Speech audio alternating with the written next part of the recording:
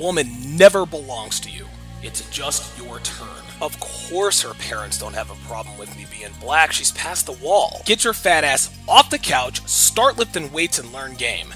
You're welcome. So you got drunk at a frat party, then fucked the football team? You're not a rape victim, sweetheart. You're a slut. What's up, everybody? It's your man Donovan Sharp, and welcome to this edition of TSR Live. Follow me on Twitter at Donovan_Sharp, and if you want to listen to past episodes, you can go to my website, thesharpreality.com. You can find them on iTunes, SoundCloud, the Google Play app on your mobile device, and of course, right here on YouTube. There are now 3 ways you guys can support the show. The first way is to contribute via PayPal. That's found at the bottom of my homepage. You can also find that link on my YouTube channel. The second way is to bookmark the Amazon link on my website and do your Amazon shopping through that link. And the third way is now Patreon. Just go to patreon.com/Donovan Sharp. If you guys have questions, comments, show ideas, or personal stories you'd like to share, you can either go to the contact tab on my homepage, or you can tweet the show at hashtag TSR Live with Donovan Sharp and drop me your thoughts. iTunes listeners, make sure you leave a review if you want to support the show, and if you're listening on YouTube, make sure you hit the like button. We want to get these likes up so we can spread the word here. A little while ago, I did an episode. I don't remember what episode number it was, but I did an episode that offered tips on men of color who want to increase their success with white women. I'm a black guy, so obviously I'm a minority, and, sleeping with white girls, that's, like I said in that episode, it's not a skill that just came to me. I didn't fuck a bunch of white girls just because I'm black. You have to have game. You have to know what you're doing. You're not, even if a girl fucks nothing but black guys, you can't just be black, walk up and say hello and expect her to drop her panties. You have to know what you're doing. You have to have game. You have to be confident. We all know that stuff. Now, because I'm black, I obviously can't speak to what it takes to sleep with females of any race as a white guy. So what I did is I had a conversation with a couple of my red pill aware friends to sort of help us out with this. What I did is I basically just had a phone conversation with these guys, just kind of jotted down some notes, took some of their quotes, and what I ended up doing was just putting in here what I thought would be best for white guys who are looking to run game or sleep with or date non-white women. Now, I want you guys to understand both of these men are like-minded individuals. Anyway, suffice it to say that both of these men are more than adequately qualified to give advice regarding this particular subject matter. Now, it's also worth noting that they answered my questions separately, so one man's advice won't necessarily be influenced by the other. So let's just go ahead and get to 5 of the most important tips as far as they're concerned for white men who want to date white women. Number 1, obviously, be bold and confident. Now, the question I asked both of these guys when it came to this stuff, I asked them, I said, well, what do you guys think is the single most important element when running game on a non-white girl as a white guy? Now, Paul says, quote, as with most encounters with women of any color, I think confidence is the most important element. He continues, he says, non-white girls don't expect a guy like me to show interest in them or have balls enough to talk to them. When you show no fear of racial stereotypes or society's expectations, it automatically soaks their panties. Doug says being bold. He says, quote, being bold, which is having the confidence to run your game without hesitation. I have found that white girls will find weakness in your armor much faster than white girls. I agree 100% with Doug. I've said in the past that Latina girls, Hispanic girls are my weakness. And I've done a podcast on that as well, and I could have a 5-hour conversation on that. But Doug points out something very important here that white men should know about gaming non-white females, especially when it comes to Latinas. He says he's found that non-white girls will find weakness in your armor faster than white girls. In other words, it would appear that non-white women shit test you more quickly and more efficiently than with white girls. White girls tend to want to give men a chance. If he fails one shit test, okay, well, he's a good looking guy, or I like him, or I like the way he smells, so I'll give him another chance. If you fail too many shit tests with any kind of woman, she's going to lose interest, and eventually she's just going to bow out. I found this to be true with gaming and running game on Latina or Hispanic girls. And I may have been given a second chance to pass a shit test, or may have been given a second chance to sort of pick myself up off the floor after they quizzed me or ran a shit test that I egregiously failed, but I can't remember. You fail one single shit test when you are running game on a Latina, it's game over. If you're a white guy, maybe they'll give you another chance. Most of the time, Paul has told me that. He used to date a Cuban chick when he was in Atlanta. He said he had to run an airtight game. And I don't know. I think they dated for a few months, but he knew that he had to be on his A game. And with not especially Hispanic girls, guys, I'm here to tell you, you have to have your A game when you run game on these chicks, because especially the really good-looking ones, the hot Latina girls, they will shit test you they test your mettle from the jump. And if they figure out that you can't keep up with them, then guess what? They're going to move on to the next guy. They're not going to give you the time of day. Boldness and confidence is obviously standard. That's standard operating procedure when approaching girls. And women of color, as a white guy, they're no different. But like I said, Doug pointed out a very important element regarding non-white girls testing your congruence more stringently than white women do. So I think that's definitely worth noting. So again, number one is be bold, be confident, and you have to be on your game. If you're a white guy and you're running game on Latina girls, Hispanic girls, you have to understand you got to be on top of your game. Number two is once she's on the hook, go in for the kill. So the question I asked here, I said, what have you found helps? What have you found helps the most in terms of closing the deal? In other words, what do they think is the most effective when actually trying to close the deal and fuck these girls? Well, Paul says, quote, he says, dude, there's no secret to closing the deal. Once you've got a girl on the hook, closing the deal is a given. The challenging part of game is getting the deal to close. Follow all the other steps, then bring some skills to the physical escalation, and you'll get in for sure. If you want to get a girl to want to fuck, then she will fuck. I could not agree more with that. Doug says, quote, be direct when going in for the kill. Know what you want and don't be afraid. This goes to number one. You have to be bold. You have to be confident. You have to be unafraid. Listen, just because women have a different color doesn't mean that their biological hard drives or their feminine hard drives are any different. All females are attracted to the same things. If a man approaches them with boldness, confidence, and makes no bones about what he's angling for, which is a sexual relationship with her, women of all skin tones will respect that and be attracted to all men of all skin tones. Even if you're an Asian guy, if a woman is approached by an Asian guy, now on its face she'll say, okay, he's an Asian guy. I've never fucked an Asian guy. But guess what? If he's bold, if he's direct, yeah, he has a better chance. So once again, Doug points out that boldness is the key throughout the interaction up to and including closing the deal.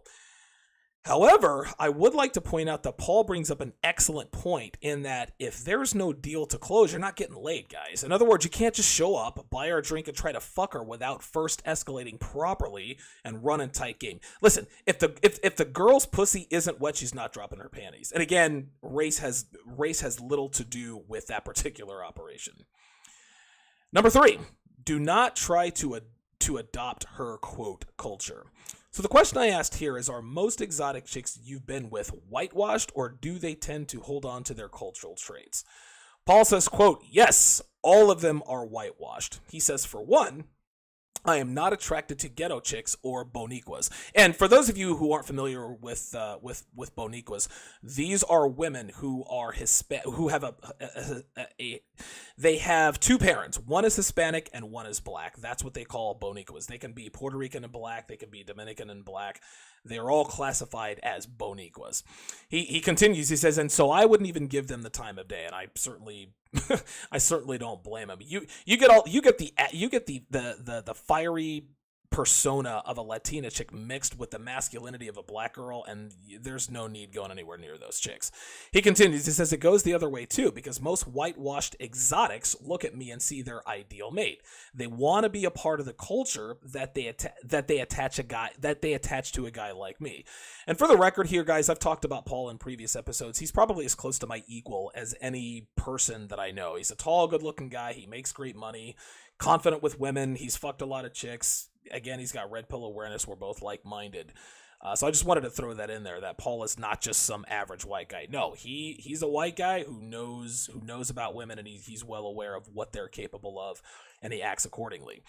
Doug answers the question. He says, quote, cultural traits are still intact. So he sees things a little differently. He continues, although a majority that I have found that date white say they prefer to date white due to the fact that they do not like some of the culture differences in their own race. Standard Game tells us, guys, to bring her into our world, okay? In other words, don't fall, like, when you start dating a woman, don't fall into her habits. Don't try to adopt her culture. You're the engineer on the train. She's either getting on or she's getting off. Whatever the case may be, you got to bring her into your world. The same holds true with women of color. Regardless of what race a man is, a woman who wants to be with a man adapts to his lifestyle, his preferences. She adapts to his overall personal culture because, again, her feminine hard drive, her feminine hard wiring wants to belong to a male. There's an old song by Gladys Knight called Midnight Train to Georgia, and the key phrase in that song, I'd rather live in his world than, she says something, I'd rather live in his world than be without him in mine. This is exactly the way women are. Now, it's probably safe to say at this point that most white chicks in the United States, that most non-white girls, rather, are whitewashed in some way, shape, or form, depending upon how long they've been in the States. This means that their ideal mate is whatever television shows and movies tell them, which, of course, is white males. I've said in the past that white men are at the top of the sexual food chain. Women of all colors, women of all races see their ideal mate as a white guy. That's just how this is. That's always the way it's been. It's always the way it's going to be. Anybody who denies this is lying to themselves and everybody else. Now, because of this, I'm fairly certain that there's also an added sense of accomplishment and status if, say, a Hispanic girl, a black girl, or an Asian female can lock a white guy down.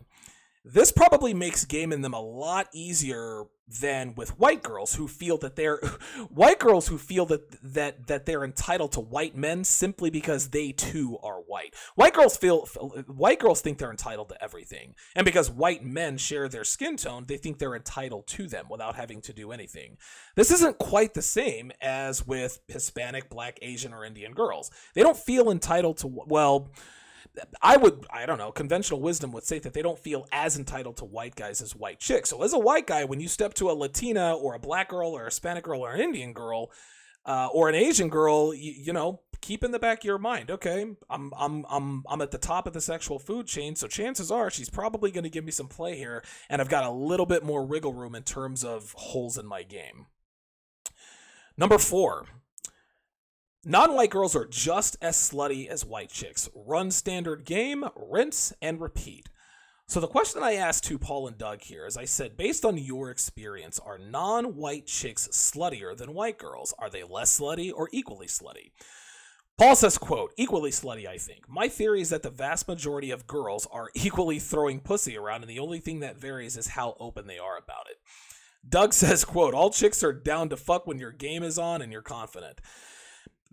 Guys, again, there's really not much to say here. Most females in Western countries, America, Great Britain, they've adopted the feminist culture of sluttiness. So regardless of what color they are, the longer they lived in the United States, the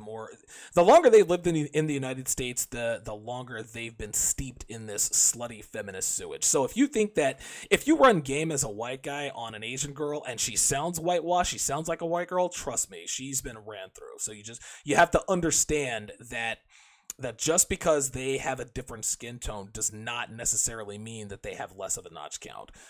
Asian girls, Indian girls, they're fucking dudes every other day, just like every other chick out there. Number 5, and this is the last tip I want to go over here for my white audience here. Number 1, tweak your game accordingly to the situation. So the question I asked here is, what tweaks in your game do you employ when stepping to non-white chicks? Paul says, quote, I become more brazen and blunt, I think. In reference to answer 1, exotic girls respond more to guys who are out of the norm for them, and so a tall, blonde, white guy who's confident, knows how to talk game, and comes at them with an abundance mentality is a guaranteed way to get those panties off. Of course, this can backfire every once in a while, but usually only with certain Asian girls. Latinas and black chicks are used to the strong alpha male types. They eat that shit up when it comes from me. He continues, with that being said, you have to know the situation and adjust accordingly, because some of these chicks have dated assholes constantly, and being the nice guy with an edge has also worked well. So that's it. That was interesting. I didn't expect that answer. Doug answers the same question. He says, quote, for me, it's trying not to make tweaks. He continues, he says, I find myself subconsciously trying to fit their culture and quickly reel myself back in just to be myself. If non-white girls have interest in me, I believe they are interested because of who I am and are not looking for me to conform to their own race. Now, I've actually witnessed Paul in action, up close and personal in the flesh, and playing his nice guy with an edge routine. And listen, chicks of all colors eat this shit up, all right? Now, this strategy to me is it's not unlike running what I like to call calculated beta game, which basically builds attraction with females by giving them the impression that you may be looking to settle down, when in reality you're just looking to nail and bail. You're just looking to fuck her and get the fuck out of there. Now, Doug's answer goes back to number 2. As a white male in the West, there's no need to conform to the culture of a non-white female to keep her interested. She'll listen, like I said, she will adapt to your culture as a matter of obligation if she wants to keep you around. That's really all there is to it. Now, in the end, guys, gaming non-white women in America is similar to gaming white girls, all right? They've all been infected by feminism, and their time in this part of the world doesn't really have any bearing on their immunity to the effects of feminism. So like Paul and Doug said, it would appear that there are a few subtle differences and a few subtle nuances to gaming non-white women as a white guy, but by and large, feminism has really made all chicks the same, which goes to the phrase that we like to say here in the Manosphere, is that all women are like that.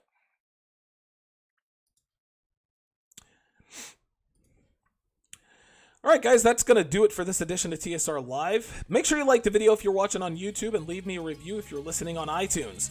Don't forget to bookmark the Amazon link on our homepage if you want to support the show or contribute via PayPal or at patreon.com/Donovan Sharp. Thanks for listening, guys. Talk to you next time.